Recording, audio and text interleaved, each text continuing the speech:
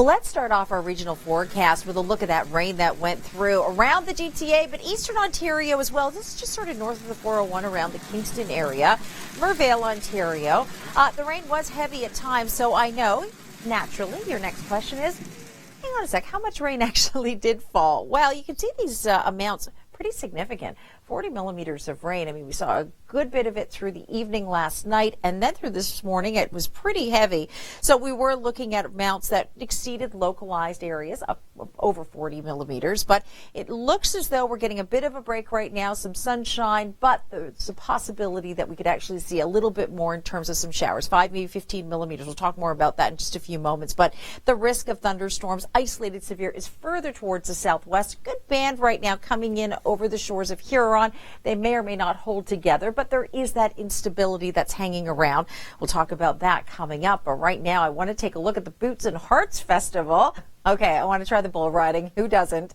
Let's talk about the weather for the weekend. I'm going to talk about lake temperatures as well in just a couple of moments. But we have this sort of pinwheel effect, this big upper level low, and unfortunately waves of moisture, waves of cloud and instability. And that's going to be going on over the next 24 to 36 hours. That's where we do have the biggest chance to see more showers moving into the area. Now, if you are in fact going off to a weekend retreat and you're hanging around one of the lakes, it really is going to be a little bit cooler than normal, and then your overnight temperatures are slightly below their normal values as well. Now, in terms of sort of the coolest areas, looks like the shores here of Georgian Bay are certainly a few degrees. You should be into the low 20s for your surface temperatures, and also around the shores of Lake Ontario as well, unfortunately. Let's take a quick look at the long-range forecast into the weekend. We've got sunshine, but below seasonal values.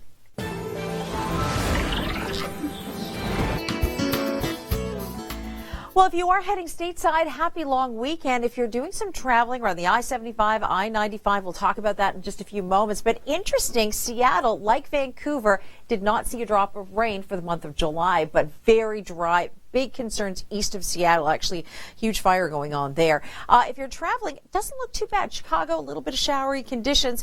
If you are traveling overseas, though, temperatures and conditions are actually really quite warm and very summerly. One hotel, one price? No. Glad you're with us on this Thursday. Hi, I'm Carrie Olver. We're going to take a real look back, a really interesting look in weather history in just a couple of moments.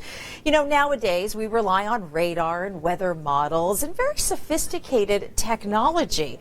But many, many years ago, we relied on a few other things. Well, that's a great little bit of sort of insight of what people used to do and what people do today. Well, you're wondering, who is this gentleman? Well, we can all thank Louis Fry Richardson for a job today. But more than that, when you turn on the TV and you get your forecast details, it's all because of the research he developed. At one point, he thought, okay, it would take 60,000 people with slide rulers to develop your forecast for tomorrow.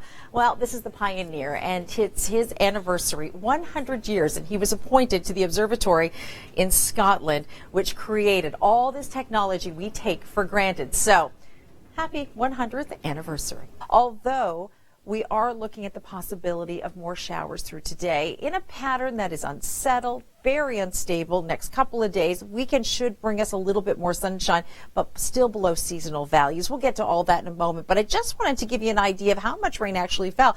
So we fell a good 40 millimeters around the city of Toronto over the past 24 hours. We've got a good line of thunderstorms coming in over the shores of Huron over the past few hours this afternoon. We've seen that really developing and then starting to fizzle out. So we'll start to see if they really hold together as they move towards the Toronto area today. But more than likely, we could see a scattered thunderstorm, but the more severe stuff looks to be down towards the southwest.